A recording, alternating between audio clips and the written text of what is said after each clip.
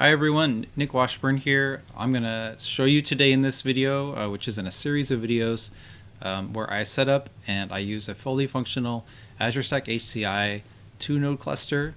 It's put together in a virtualized, completely self-contained test lab, and this is all using Microsoft's instructions to set up and free to use and evaluation. So in today's video, I'm going to really just kick us off with the Microsoft tutorial and start to configure our test lab. So before we get started, you may be asking yourself, well, why would I want to go through all the trouble to set up a completely brand new test environment with domain controller and all of the other things I need? Well, the good thing is Microsoft really does provide a great tutorial and some great tools, including MS Labs. If you've never used that, MS Labs is an awesome self-contained script to create and provision VMs to use for testing. So let's get started. Okay, what I'm showing you here is the website that Microsoft has provided for us with the tutorial. This is the one that I'm going to use, that I'm going to be following in order to create my test lab. And I've got the link on the screen here. You can also get it on my documentation. So as you see, the very first thing that we are going to look at is the prerequisites needed for this. And I'm actually just going to pull up, just so you guys can see on the screen here, the test system I'm using. So I'm using an Optiplex, pretty new system here, a Core i7 10700. The important thing here is, other than being able to support a lot of memory, is to be able to support nested virtualization, right? So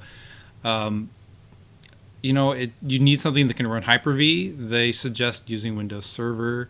It actually works fine with Windows 10 or Windows 11, as long as you have Pro, which you can use to install the Hyper-V role. So I'm using Windows 11 Pro here with Hyper-V role added. I've got 100 gigs of RAM or so, and I've got some pretty fast SSDs with a lot of space, which we're going to need to really do anything interesting with our test. Okay, now that we have our virtualization host squared away, it's time to start downloading the software we're going to need. So there are really three things you need to get started with this test lab. You're going to need the MS Lab scripts themselves, so you get the download here. And then you need some media. So you're going to need some Windows Server media. You're going to need that for your domain controller in your lab, as well as any other servers you may want to create, as well as any VMs you may want to create later. And you need some Azure Stack HCI media, and you're going to use that to, of course, create your Azure Stack HCI nodes. So if you already have that media handy, then go ahead and use it. Otherwise, the links are right here in the tutorial, and I've got them also on my website to take you to that media. So you're going to get eval media, and you just need to make sure that you either wipe out your lab or decide you want to keep it after the eval period expires. Otherwise, you will need to pay for that. Okay, the next thing we're going to do is start to configure our lab provisioning. So we have a lab config script. The script is going to tell MS Labs of what we're going to provision. And so the Azure Stack HCI tutorial provided by Microsoft has a number of steps in there to help you configure that script, so that MS Labs sets you up for Azure Stack HCI for success creating that.